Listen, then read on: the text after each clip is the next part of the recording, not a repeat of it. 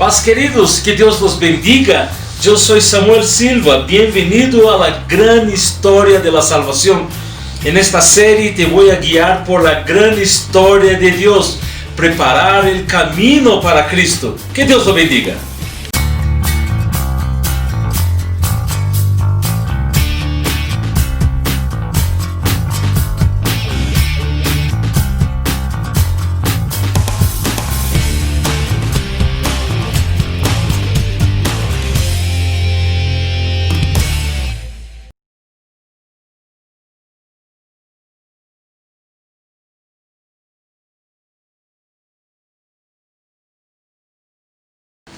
En el video de hoy estaremos viendo el primer capítulo, el capítulo 1 de una visión panorámica de la Biblia.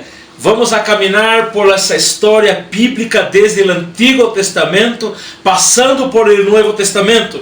En el capítulo 1 vamos a ver el patrón del reino, de la creación de Dios. Vamos a estudiar Génesis, capítulo 1 y capítulo 2. ¿Y qué tal si empezamos a ver la historia de Génesis, la historia de la creación? Veamos.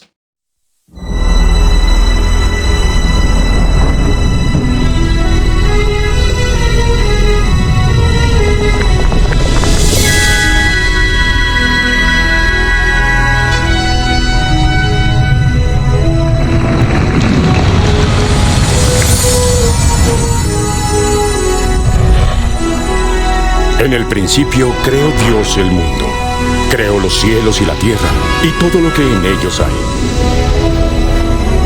Es asombroso ver lo que Dios ha hecho. Todo lo que Dios hizo era bueno. Todo revela su grandeza, su bondad y su poder. Dios creó todas las diferentes clases de plantas y animales. Entonces formó el primer hombre del polvo de la tierra, sopló en su nariz y le dio vida. El primer hombre se llamó Adán. Entonces Dios creó a la primera mujer para ser la esposa y compañera de Adán. La llamó Eva. Dios creó a Adán y Eva con algunas de sus características para que pudieran gozar de una relación íntima con Él. Ellos vivían gozosos en la presencia de Dios en un hermoso huerto llamado Edén. Allí no había sufrimiento ni muerte.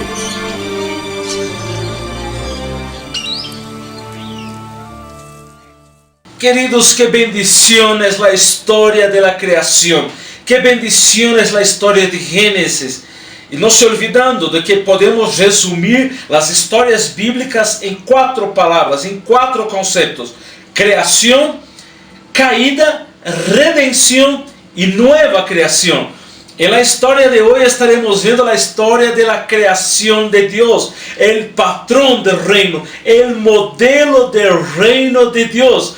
Génesis capítulo 1 y 2 nos muestra la perfecta y original creación de Dios. Nos presenta un vislumbre, un modelo de cómo debe ser el mundo de Dios. Eu quero começar com você nesse primeiro ponto. E vamos ver 4 pontos nesse primeiro capítulo, nessa classe de hoje, de uma visão panorâmica da Bíblia, capítulo 1. Vamos a dividir em 4 partes. A primeira parte se chama Dios es el autor de la creación. Dios es el autor. La Biblia empieza Génesis capítulo 1, versículo 1, diciendo con una declaración. En el principio creó Dios los cielos y la tierra.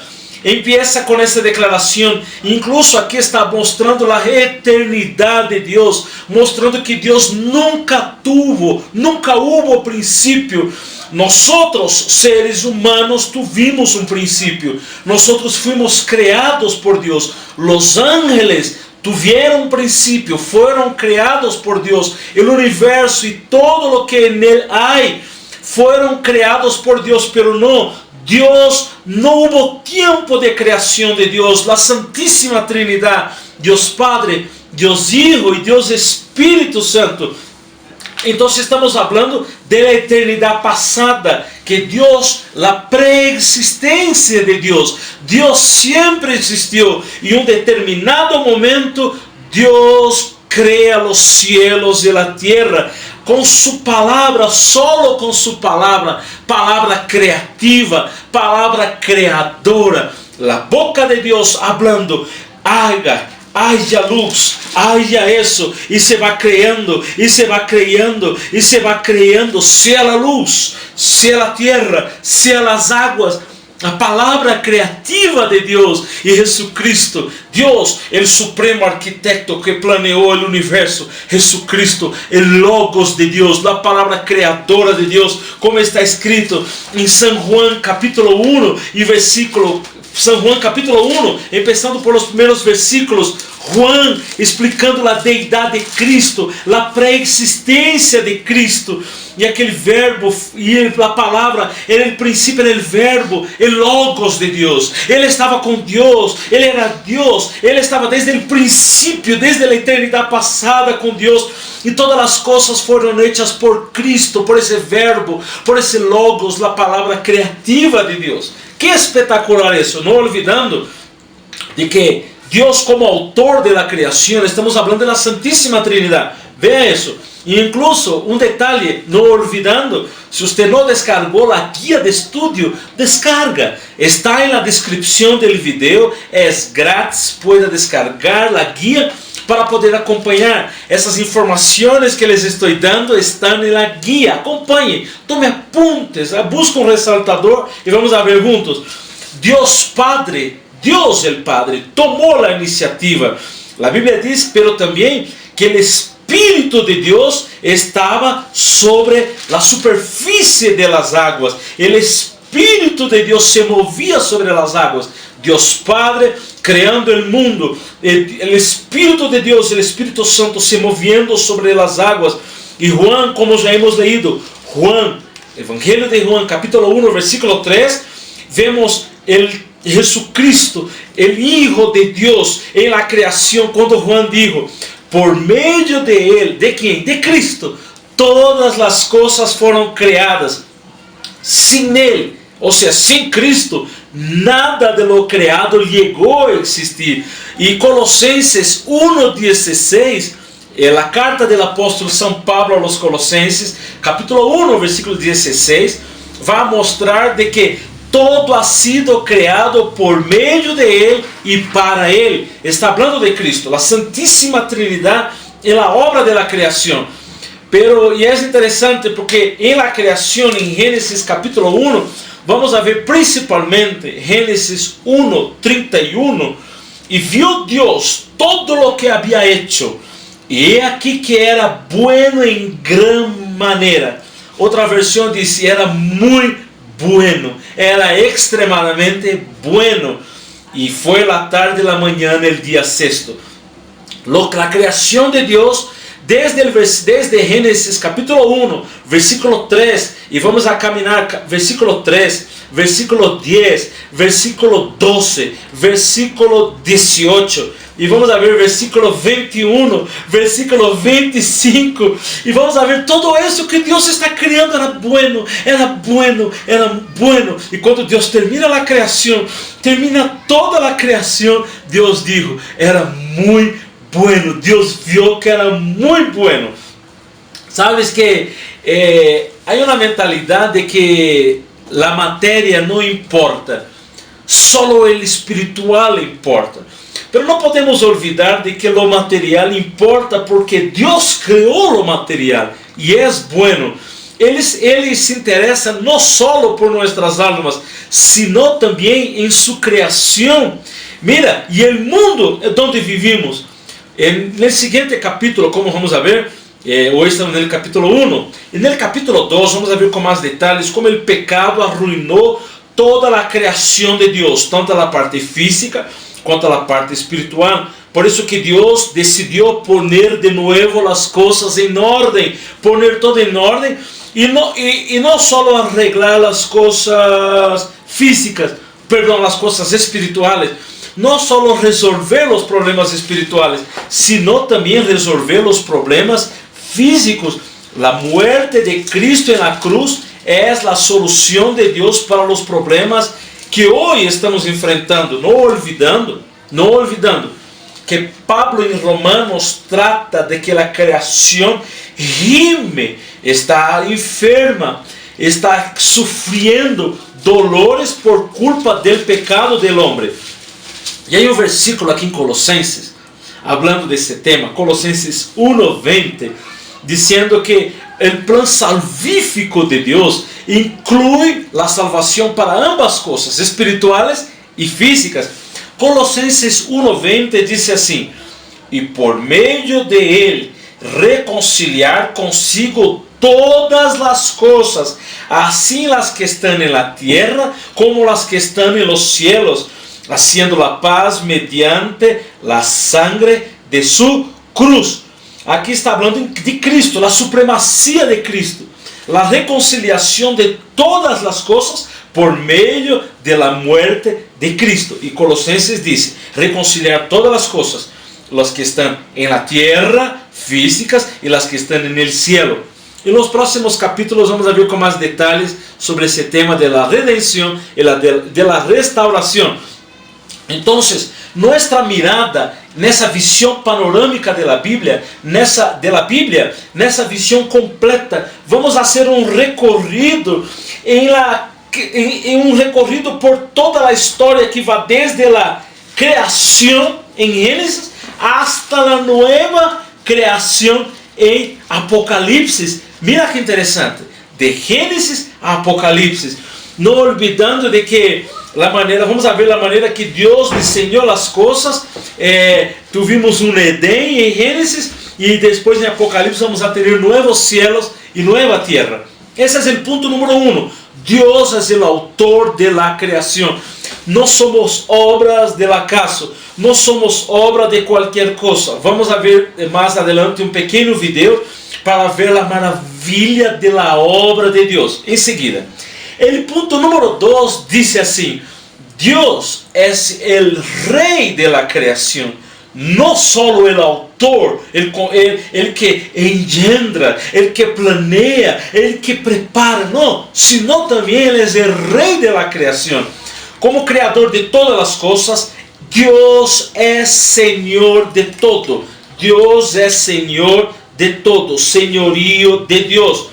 Ele é o rei legítimo sobre toda a criação, sobre todo o que ele criou.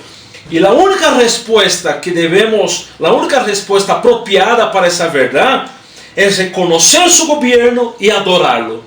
Reconhecer o governo de Deus e adorar a Deus. O salmista Davi escreve em Salmos 95. Vamos a ver.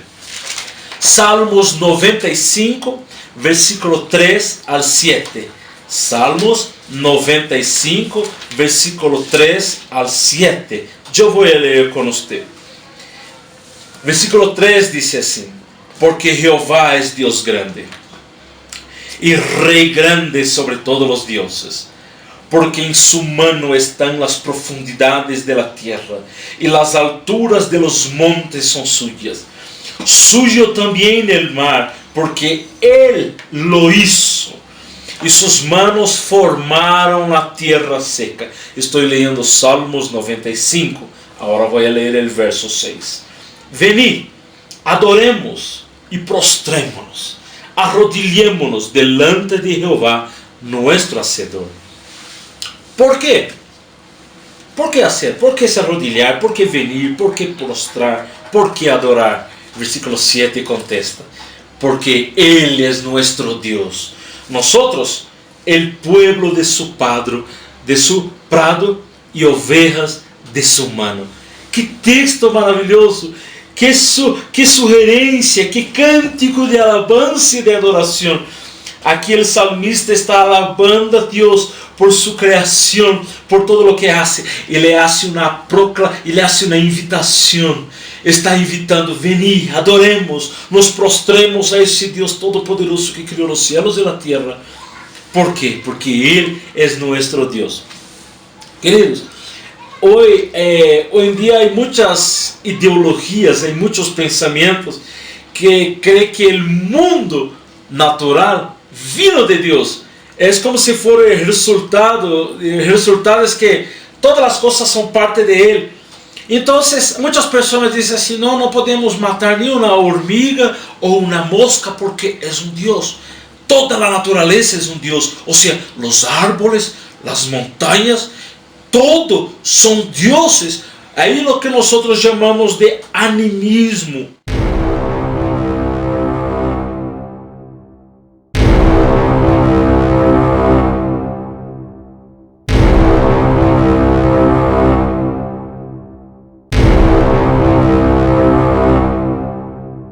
O que é o animismo?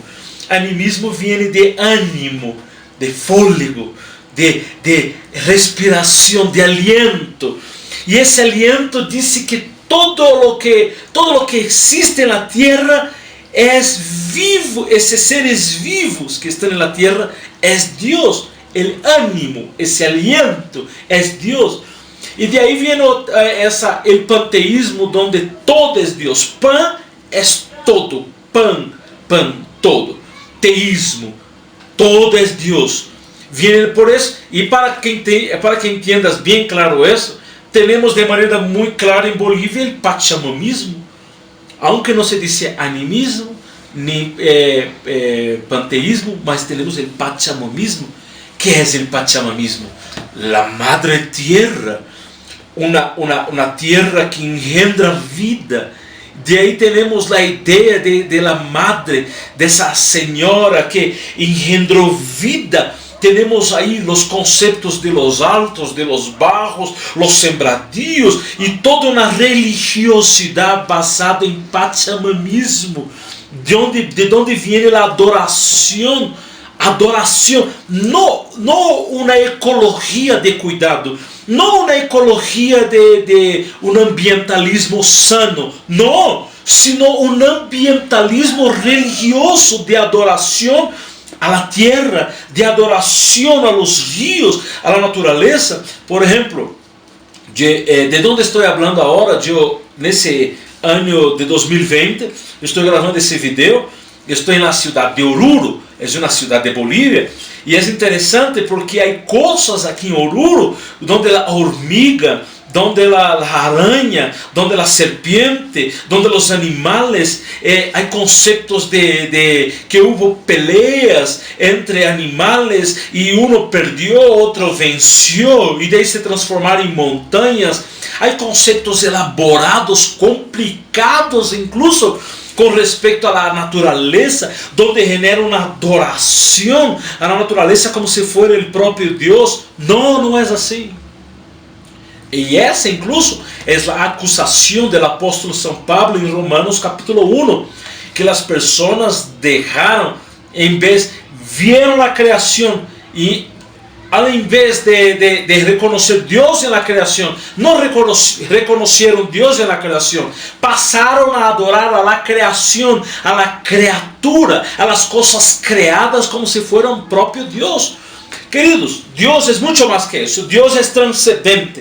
O que significa transcendente? Significa que Deus está por encima de todo isso e mais allá de todo isso de lo criado. Deus é distinto de sua criação. Isso não significa que Deus não está cuidando. Deus está cuidando de sua criação, pero Deus está muito mais allá de sua criação. Então se entende que só Deus merece adoração. Só Deus merece adoração. Como criaturas suyas, nosso dever é nos someter a su senhorio, reconhecer su divinidade e dar-lhe a Ele a glória que lhe é devida. Mira, Apocalipse capítulo 4. Apocalipse capítulo 4.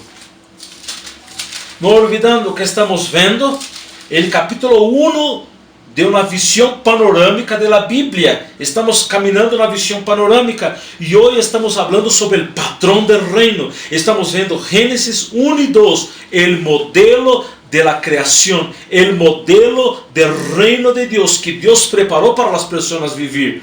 E hablando em adoração, hablando em reconhecimento, Apocalipse 4:11 diz assim: Senhor, digno eres de receber a glória e a honra e o poder, porque tu criaste todas as coisas, e por tua vontade existem e foram criadas. Por que adorar a Deus? Aqui o autor, o apóstolo San Juan, escrevendo Apocalipse, ele está tendo uma visão. Aqui ele está falando da adoração celestial. E os 24 ancianos prostrados no trono echan suas coronas. Eles estão dizendo, os ancianos: eu não mereço levar essa corona. O único rei da criação, o único Senhor é nosso Deus. E eles dizem: porque tu eres digno de receber a glória, a honra e o poder, porque tu criaste todas as coisas. Está falando da criação, da adoração a esse Deus criador de todas as coisas e Senhor e Rei do universo, Rei sobre todas as coisas. Ojo, mira, há uma observação que quero tratar com vocês. Eu quero fazer uma sugerência de um documental maravilhoso para que você possa assistir. Está em inglês, mas se você vai ao YouTube, você pode ir aos subtítulos, você pode ler subtítulos em espanhol, para poder ler os subtítulos e entender muito bem. Eu hice dessa maneira. É um vídeo espetacular e se chama Gênesis. É Gênesis História? É uma pergunta. É Gênesis História? Por que estou dizendo isso? Porque há uma teologia onde empieza a crer que Gênesis já não é mais história. Uma teologia liberal, um liberalismo, onde Gênesis é uma ficção, Gênesis é uma fantasia, Gênesis é como uma película, uma ficção, uma ideia, como uma alegoria, uma ficção, uma fantasia. E será que Gênesis não é real? Será que Adão e Eva não são reais? Será que foram seres fantasiosos da ideia de alguém que escreveu? Será que o huerto de Edém foi só uma ideia? Será que a criação do mundo, como nós os criacionistas que creemos na criação do mundo, é solamente um invento, uma invenção? Será que a evolução é verdade? Será que a teoria do Big Bang, que vem da explosão e da formação do universo, é verdade? Estas respostas você vai encontrar nesse documentário. Eu preparei aqui uma pequena muestra desse vídeo para que você veja. Veamos. There are many questions about the history of the Earth. What major events might have occurred to shape it? Was there a global flood? A Big Bang? How did the Earth become filled with so many amazing and diverse creatures? I'm Del Tackett, the creator of the Truth Project, and I've spent a year asking a wide variety of scientists to help me better understand the world we see around us. Well, it was a story that we all learned in grammar school. Colorado River, over tens of millions of years, cut the Grand Canyon. Most geologists have jettisoned that idea. You can't imagine a canyon enduring that long with erosion. Time is not a magic wand that solves all the geologic problems of the world. The past is the key to the present. You want to understand why the way the world is today, you've got to understand what happened in the past. You take the present processes and extend it into the past, not unreasonable, but there's evidence in the rocks themselves that you can't do that. If the fossils of dinosaurs have been dated incorrectly, then it's very likely the fossils of any organism have been dated incorrectly, and therefore then the geologic ages themselves are incorrect. I believe in change over time, but I'm not an evolutionist. The shark has the ability to change, to adapt, to respond dynamically to the environment, but they're still sharks. And when we look at the fossil record, they're still sharks. We've been told to look at a history of the Earth that is millions and billions of years old. Is there evidence that it could have been created in only a matter of days? You really need to begin by looking at the governing paradigm about the history of life and the history of the universe. We've got two possibilities, and all the natural history museums in the country all give you just one of those views. Is there a recorded history that shows us a different view? And when we look at the fossil record, we can see that complexity is all there from the beginning, and this begs the question of where did all this complexity come from? An ancient history recorded in the book of Genesis. You have this notion that there is providence that is then worked out across time in a linear, understandable, traceable fashion. We'll come face to face with an earth-shattering question. Is Genesis history? Que maravilha, que linda película, aunque uma pequena parte, não? Pero le invito, y también está en la descripción del video, si usted va abajo en la descripción, usted va a ver el link para que puedas clicar y asistir ese video. También es gratis, solo observando que está en inglés y hay que poner los subtítulos en castellano, en español. Es una bendición. Génesis es historia. Dando seguimiento al punto número 3 de ese capítulo número 1 que estamos viendo hoy, hemos visto que el primer punto, Dios es el autor de la creación. Punto 2, Dios es el rey de la creación.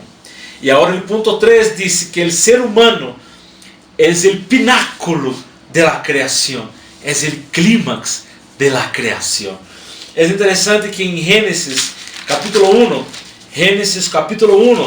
versículo 26 y 27, Génesis 1, 26 y 27 dice así: Entonces dijo Dios, hagamos al hombre a nuestra imagen, conforme a nuestra semejanza, y señoree en los peces del mar, en las aves de los cielos, en las bestias y en toda la tierra y en todo animal que se arrastra sobre la tierra. Versículo 27.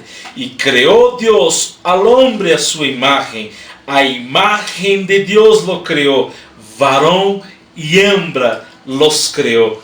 Esa es una verdad para nosotros, hombres y mujeres, blanco, negro, joven, viejo, rico, pobre, hábil, discapacitado, com problemas físicos, sea quien sea, el ser humano que está sobre la faz de la tierra, o aquellos que todavía están por nacer, están siendo engendrados en el vientre de su madre.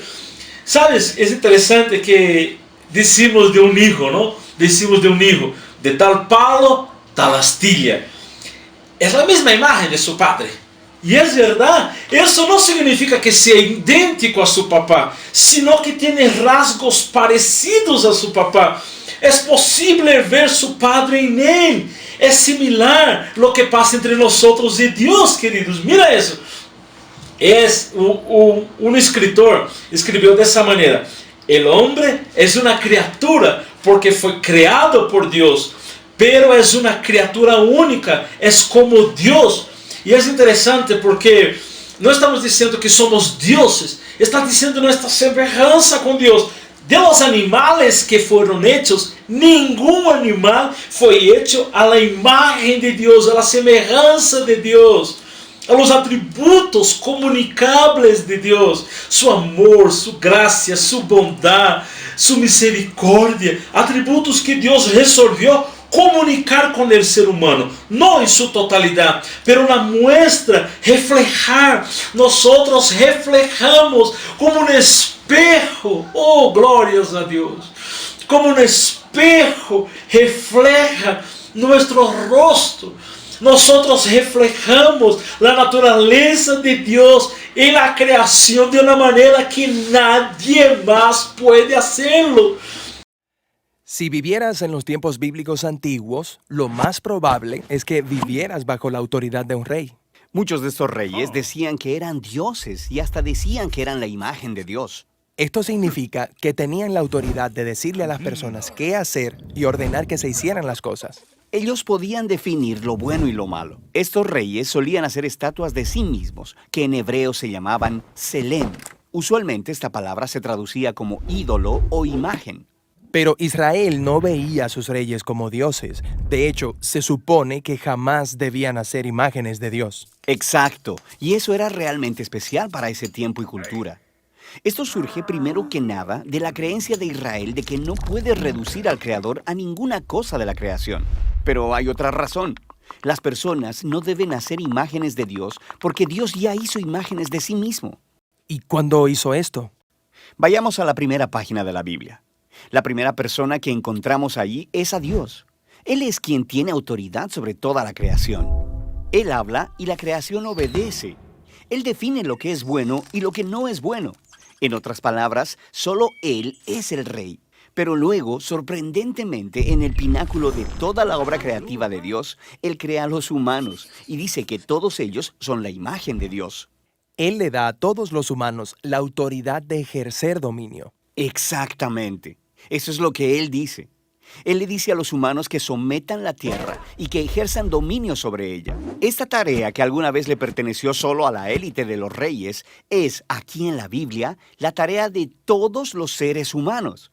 Esta era una declaración revolucionaria en su tiempo, porque todos los humanos están siendo llamados a ejercer dominio y participar en el proyecto humano. ¿Qué significa eso? ¿Cómo se supone que todos vamos a ejercer dominio? La imagen que se nos da en Génesis es la de jardinería. ¿Jardinería? Sí, jardinería. Ellos ejercen dominio sobre la tierra cultivándola, aprovechando todo su potencial y haciendo de eso algo más y algo nuevo. Cultivando comida para los demás. Sí, pero eso también incluye formar familias que luego se convierten en vecindarios. Esos vecindarios crean comunidades en donde las personas van a ir a trabajar y a cuidarse los unos a los otros, a construir negocios y ciudades que se expandirán a otros lugares, y así van las cosas. Así que eso de ejercer dominio es realmente el trabajo y la creatividad del día a día. Sí, nosotros avanzamos el mundo. Esa es la tarea divina y sagrada de los humanos. Eso suena muy bueno, y los humanos han diseñado algunas cosas bastante hermosas, pero de la misma forma creamos cosas que causan mucho sufrimiento y mucha injusticia. Tal vez no deberíamos estar reinando. La Biblia habla de esto. En Génesis, lo que sucede es que Dios le da a los humanos la elección de cómo van a ejercer dominio. ¿Van a usar su autoridad para el beneficio de otros? Lo que es la definición de Dios del bien. ¿O van a darle la espalda y definir el bien y el mal ellos mismos y usar su autoridad para su propio beneficio? En la historia, ellos eligen definir el bien y el mal en sus propios términos. Esta es la representación de la Biblia de la condición humana. A veces hacemos cosas asombrosamente buenas, pero a la vez, a pesar de nuestras mejores intenciones, actuamos de manera egoísta y creamos maldad en el mundo. Estamos atrapados como gobernantes mediocres arruinando las cosas. Ese no es el final de la historia. La Biblia continúa y dice que todo esto se resolvió cuando Dios se unió a la humanidad a través de Jesús. Él nos mostró cómo luce en verdad ejercer dominio como humano. ¿Y cómo luce? Jesús gobernó sirviendo y buscando lo mejor para los demás, poniéndose debajo de ellos y amando no solo a sus amigos, sino también a sus enemigos. Esa no es una forma común de gobernar. No solo eso, Jesús confrontó las consecuencias de toda la maldad y la muerte que hemos creado por nuestra mala manera de ejercer dominio. Él lo aguanta, o sea, Él permite que lo maten. Cuando los escritores del Nuevo Testamento presentan la resurrección de Jesús, ellos ven un nuevo futuro abriéndose para toda la humanidad. Jesús es una nueva manera del ser humano. Sí, esa es la razón por la que llaman a Jesús la imagen de Dios o nuevo humano. No solo eso, ellos también creen que la vida divina de Jesús y su poder está ahora disponible para sanarnos y transformarnos y convertirse en nuestra vida y poder. Esto suena muy bien, pero ¿cómo se ve en realidad? De manera práctica, el apóstol Pablo dijo que se ve como personas llenas de la presencia y el Espíritu de Jesús, llenos de amor y gozo, y paz y paciencia, y bondad e integridad, y benignidad y mansedumbre. Él dice que esta es la nueva humanidad que Dios quiere crear en nosotros. Nosotros nos convertimos en personas en quienes la imagen de Dios está siendo restaurada, personas que ahora avanzarán el proyecto humano. De hecho, así es como termina la historia de la Biblia. Es un mundo renovado, donde Dios está en su trono y sus sirvientes están a su alrededor. Pero ellos son los que están ejerciendo dominio sobre este nuevo mundo, llevándolo a un territorio nuevo e inexplorado, con Jesús como su sanador y su Dios.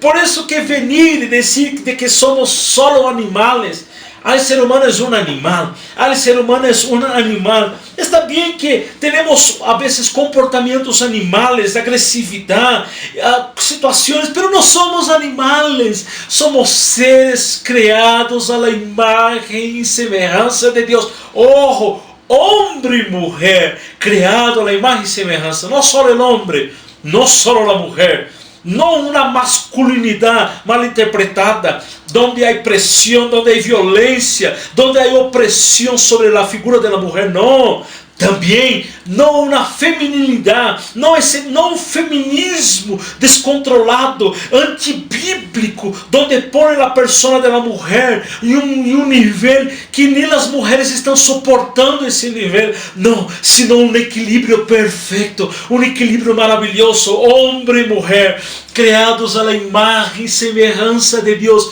iguales en igualdad, iguales en dignidad, iguales en respeto. ¡Qué maravilla! Esa es la creación de Dios. Ojo, porque los seres humanos fueron hechos a la imagen de Dios. Todos los seres humanos tienen una gran dignidad. Todos han sido puestos sobre la creación y hay una gran responsabilidad que Dios dio a los seres humanos como representantes de Dios en la tierra. Dios dijo que tenga dominio. En el versículo 26, tenga dominio sobre los peces del mar, las aves del cielo, las bestias en toda la tierra y todo animal que se arrastra. Ahí Dios está dando el dominio, la mayordomía. Un cuidado de mayordomía, no un cargo para abusar. No un cargo para abusar, sino una mayordomía amorosa, como nosotros portadores de la imagen de Dios, llamados a gobernar de la misma manera que Dios gobierna el mundo, en amor, en justicia, con cuidado. Y Él nos confió su preciosa creación, el ser humano. El clímax de la creación de Dios, el pináculo de la creación de Dios. Después del Edén, todo listo, todo ya preparado, Dios pone a Adán y Eva en ese lugar maravilloso para cuidar, para administrar, bajo el cuidado de Dios. El cuidado de Dios sobre Adán y Eva y el cuidado de Adán y Eva sobre el huerto de Edén. ¡Qué maravilla! Ese fue el punto 3. El punto 4. Reposo, meta de la creación. Reposo, meta de la creación. En el punto 1 hemos visto que Dios es el autor de la creación. Punto 2 hemos visto que Dios es el rey de toda la creación. En el punto 3 hemos visto que Dios creó el hombre como el clímax, el pináculo de su creación. Y el punto 4 vamos a ver el reposo.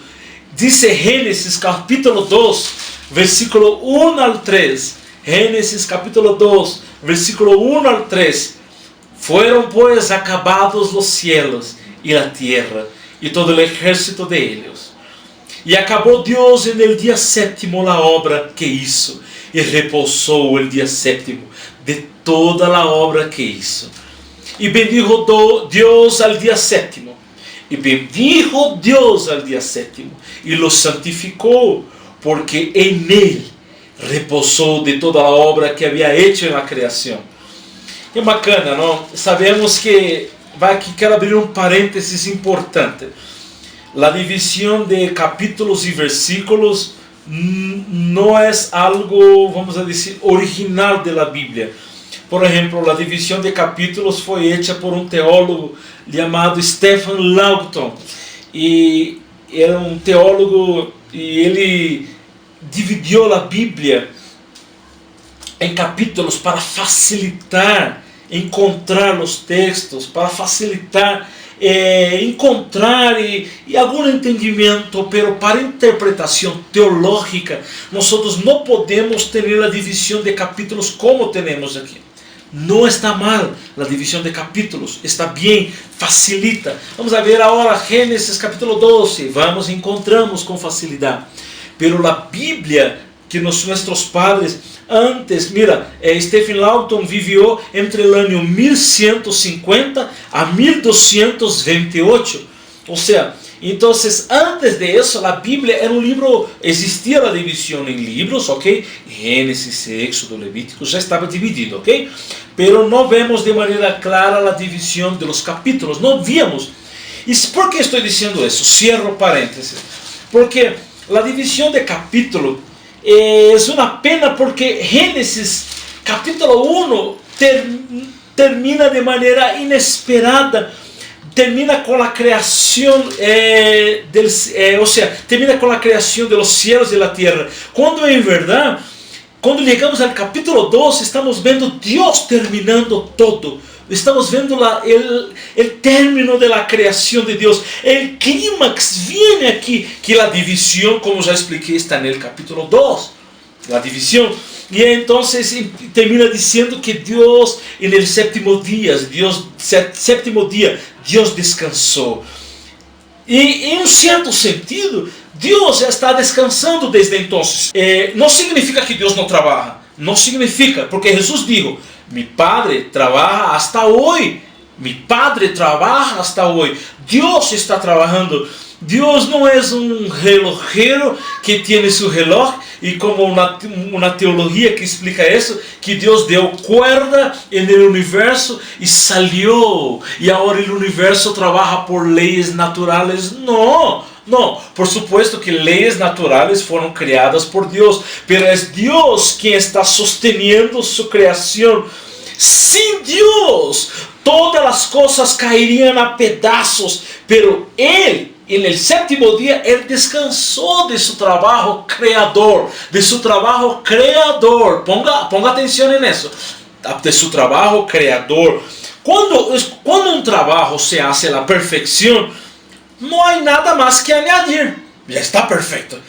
Dios entonces creó su trabajo a la perfección y Él desea que nosotros los seres humanos hoy entremos en ese descanso con Dios, en ese séptimo día que es mucho más que un sábado. Es mucho más que un sábado, no se olvidando, no es el tema que vamos a tratar hoy, pero no se olvidando de que el sábado es como un día de descanso para nosotros, un día de descanso para el judío, que para los cristianos entendemos como el domingo, el día del Señor, pero mucho más que idolatrar un sábado, como los sabatistas que idolatran, que están guardando los sábados. Estamos viendo aquí un tiempo de reposo de Dios, de su perfecta creación. En ese mismo punto, al final de ese punto, yo voy a leer con usted un texto. Antes de concluir, yo quiero explicar un poco mejor sobre ese día de descanso, ese día de reposo, ¿ok? Espere un rato. Pero es interesante porque el relato de Génesis 1 y Génesis 2 no se contradice. No es que Génesis 1 habla algo y Génesis 2 habla otro, no. Aquí uno complementa el 2, Génesis 2 complementa el capítulo 1. Hay un complemento. En Génesis capítulo 1, los seres humanos son solo una de las muchas creaciones. En Génesis capítulo 1. Pero en Génesis capítulo 2, el centro de la narración va para el ser humano y muestra la meta de la creación. Una vida que Dios creó, una vida diseñada por Dios, planeada por Dios para vivirse, el patrón del reino, con una serie de relaciones perfectas. El patrón del reino, en el capítulo 2, Dios va estableciendo relaciones perfectas. Primero, entre Dios y los seres humanos, y una relación vertical.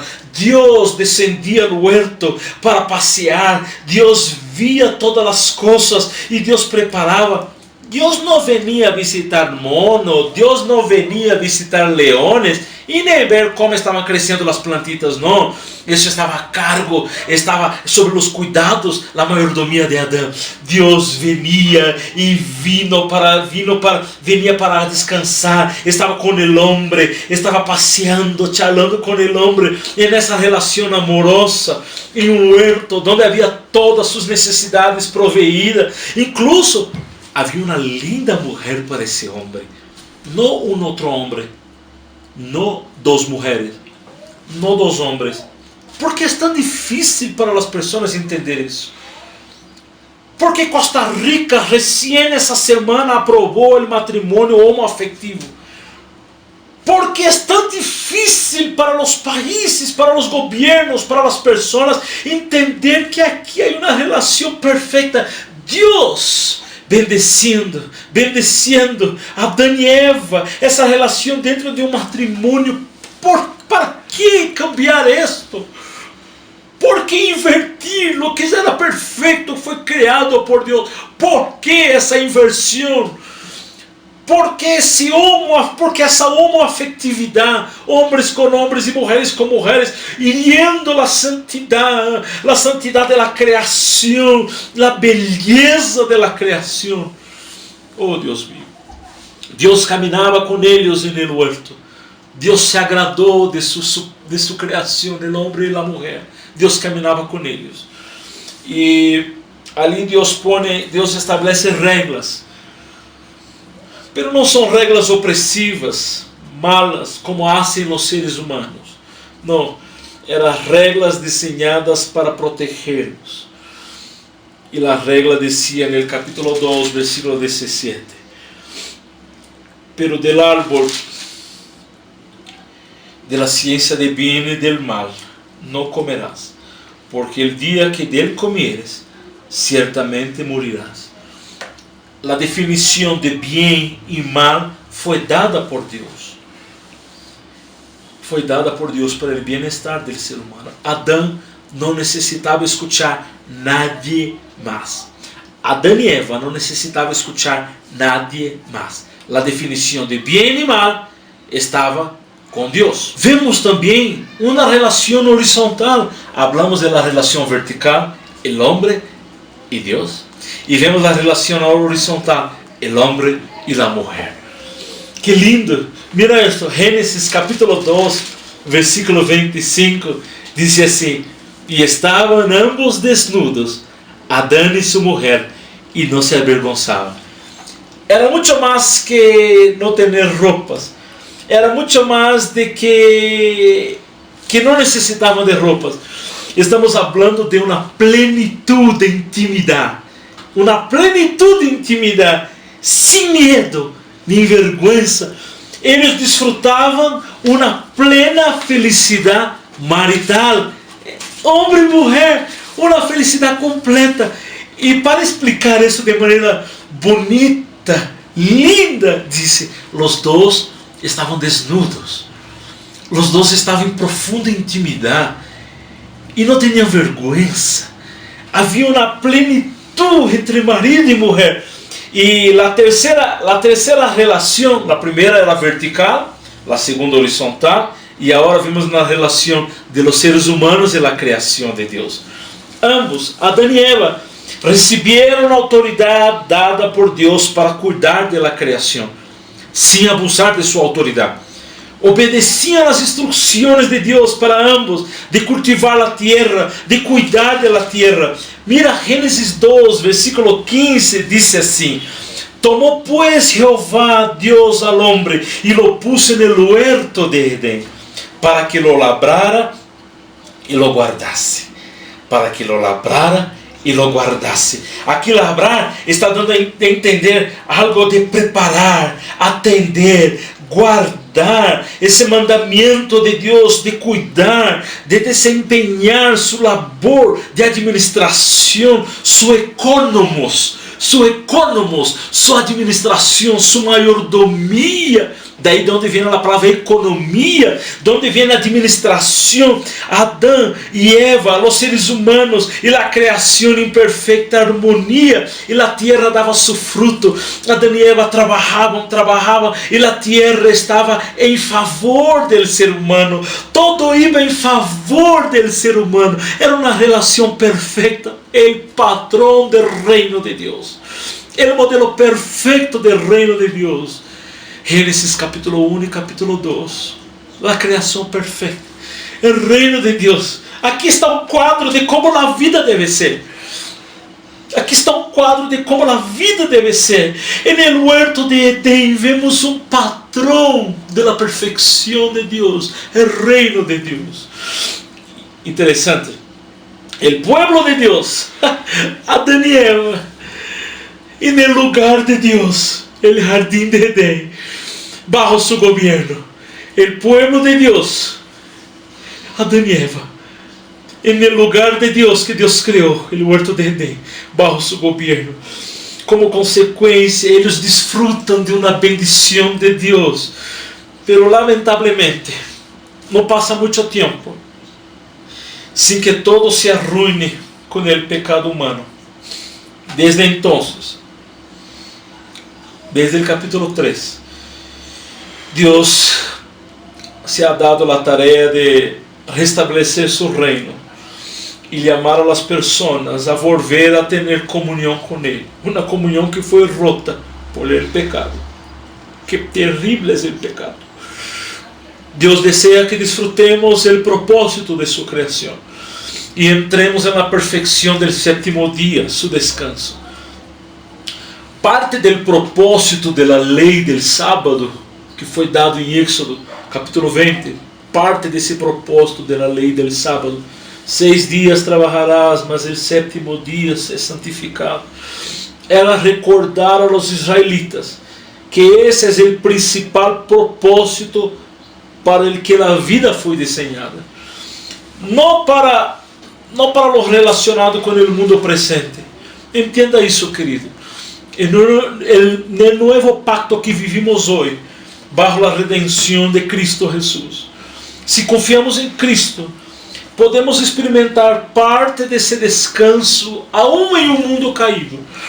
Jesucristo dijo em São Mateus 11:28. São Mateus 11:28, Jesús dijo, es un versículo conocido por muchos hermanos. Jesús está diciendo, São Mateus 11:28, venid a mí todos los que estáis trabajados y cargados, y yo os haré descansar. Nuestro descanso hoy não tem que ver com o sábado, tem que ver com estar em Cristo. Como cristianos, nós esperamos desfrutar por completo de uma nova criação depois que Jesus regrese. E eu quero terminar com você leyendo um texto de Hebreus, Hebreus capítulo 4, donde o autor a los Hebreos explica bem sobre isso del reposo de Deus. E o escritor a los Hebreos señala ao futuro com essas palavras de ânimo. Hebreus capítulo 4, versículo 9 e 10. Escucha. Hebreus 4, versículo 9 e 10. Portanto, queda um repouso para o pueblo de Deus, porque el que ha entrado em su repouso também ha reposado de sus obras, como Deus de las suyas. Mira isso, esse comentário do versículo 9 e versículo 10. Aqui está dizendo que nós, como pueblo de Deus, sigue sendo possível que o pueblo de Deus entre em repouso, incluso agora, em esta vida.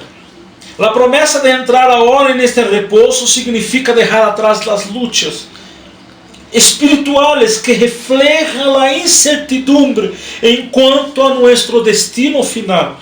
Significa descansar, significa o gozo de estar firme na presença de Deus, de participar de um gozo perdurável em el que Deus entrou quando descansou em seu sétimo dia. Que maravilha é isso! Nos próximos capítulos de uma visão panorâmica da Bíblia, vamos ver com mais detalhes este tema. E para concluir, eu quero mostrar a vocês um pequeno questionário, pero antes de ver esse questionário, vamos orar, vamos buscar a presença de Deus. Padre, Tu eres maravilhoso, Te amamos, Senhor, Te adoramos, Senhor, Te glorificamos, Senhor, Tu és nosso Deus.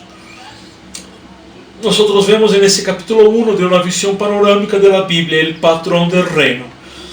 Vemos como de maneira maravilhosa Tu has desenhado em Gênesis capítulo 1 e capítulo 2. Como Tu eres um Deus que Tu eres o autor da criação, Tu eres o rei da criação, Tu mereces toda honra, glória e adoração para sempre. Tu nos creaste para Tua alabança, como disse, Senhor, a confissão de Westminster e a confissão bautista y tantas otras confesiones bíblicas, doctrinales, diciendo que el propósito final del ser humano es de adorar, es de glorificar. Fuimos creados para tu gloria, fuimos creados para tu gloria, Señor. Y vemos de manera perfecta como tú nos has creado, como tú preparaste todo el ambiente para que pudiéramos estar delante de ti, Señor. Y vemos también de manera resumida que tú entró en un descanso, aunque entendemos que tú sigues trabajando hasta el día de hoy, pero tú nos invitas a descansar en ti. Y toda la incertidumbre del futuro, de lo que vendrá, Señor, ya no tener más, sino confiar plenamente, un descanso en ti, Señor. Como dijo Hebreos, ahora todavía hay un reposo para el pueblo de Dios. Aleluya, aleluya. Alabado sea tu nombre por siempre. Gracias por el capítulo 1 de esa visión panorámica de la Biblia, en el nombre de Jesús. Amén. Queridos, en esta guía, como usted puede ver, hay un estudio bíblico al final. Hay algunas preguntas con respecto a Génesis. Vamos a ver cómo Dios hizo el mundo, cómo Dios lo creó. Vamos a ver algunos detalles y va a haber algunos comentarios incluso de Apocalipsis, de Hebreos. Y yo le desafío a responder esas preguntas y aún más, yo te desafío a compartir esta serie con familiares, con amigos, para que vean, para que estamos, no se olvide, la gran serie que estamos viendo se llama La Gran Historia de la Salvación. La Gran Historia de la Salvación. Preparar el camino para Cristo. Y dentro de la gran historia de la salvación, nosotros empezamos a ver una visión panorámica de la Biblia. Y hoy fue el capítulo 1 de una visión panorámica de la Biblia. Pero este video que estás viendo es de la semana 3. Ya, es la semana 3. Quizás usted pregunta, pero las anteriores semanas yo no vi. Ahí está, en la descripción, yo he dejado el playlist. O sea, el link que usted va a clicar y te va a mandar a nuestro canal de YouTube. Y en el canal de YouTube usted va a ver los 2 videos que ya fueron grabados. No se olvide de clicar en la suscripción. Usted va a se suscribir, va a activar la campana para recibir nuevos videos. Comparta con amigos, con hermanos, esta gran serie de la historia de la salvación, de esa visión panorámica de la Biblia. Estamos viendo cómo toda la Biblia muestra el camino hacia Cristo. Estamos vendo como toda a Bíblia, desde o Antigo Testamento, está preparando o caminho para Cristo. E ojo, essa visão panorâmica da Bíblia, estamos fazendo um panorama de Gênesis hasta Apocalipse. E vamos a descobrir juntos este caminho que prepara a chegada do Messias, a venida de Cristo. E concluo dizendo, como empecé, que a história da Bíblia se pode resumir em 4 palavras: criação, caída, redenção e nova criação. E nessa visão panorâmica vamos estudar tudo isso. Eu sou Samuel Silva e você está vendo a série La Gran Historia de la Salvación. Viaje, recorrido por todas as escrituras mostrando a Cristo. Bienvenido, que Dios nos bendiga. Hasta nuestro próximo video. En el nombre de Jesucristo, que Dios nos bendiga. Chao, chao. Salmo 19. Los cielos cuentan la gloria de Dios. El firmamento proclama la obra de sus manos. Un día comparte al otro la noticia. Una noche a la otra se lo hace saber. Sin palabras, sin lenguaje, sin una voz perceptible, por toda la tierra resuena su eco. Sus palabras llegan hasta los confines del mundo. Dios ha plantado en los cielos un pabellón para el sol, y este, como novio que sale de la cámara nupcial, se apresta cual atleta a recorrer el camino. Sale de un extremo de los cielos y en su recorrido llega al otro extremo, sin que nada se libre de su calor. La ley del Señor es perfecta, infunde nuevo aliento.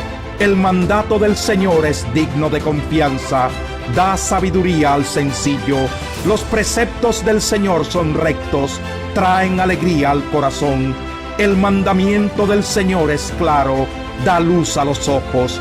El temor del Señor es puro, permanece para siempre. Las sentencias del Señor son verdaderas, todas ellas son justas. Son más deseables que el oro, más que mucho oro refinado. Son más dulces que la miel que destila del panal. Por ellas queda advertido tu siervo. Quien las obedece recibe una gran recompensa. Quien está consciente de sus propios errores, perdóname aquellos de los que no estoy consciente. Libra además a tu siervo de pecar a sabiendas. No permitas que tales pecados me dominen. Así estaré libre de culpa y de multiplicar mis pecados. Sean pues aceptables ante ti mis palabras y mis pensamientos. Oh Señor, roca mía y redentor mío.